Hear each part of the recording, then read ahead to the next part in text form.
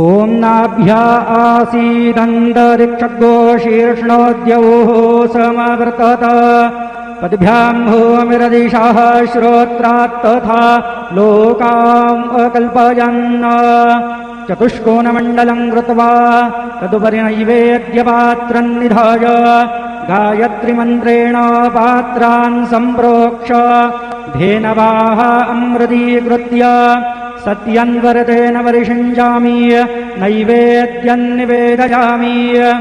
ॐ प्राणाय स्वाहा ॐ अपानाय स्वाहा ॐ व्यानाय स्वाहा ॐ उदानाय स्वाहा ॐ समानाय स्वाहा ॐ ब्रह्मणे नमः।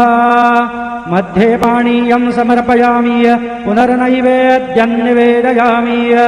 ॐ प्राणाय स्वाहा ॐ अपानाय स्वाहा ॐ व्यानाय स्वाहा ॐ उदानाय स्वाहा ॐ समानाय स्वाहा ॐ ब्रह्मणे नमः। नैवेद्यं समर्पयामि हस्तप्रक्षालनं समर्पयामि मुखप्रक्षालनं समर्पयामि।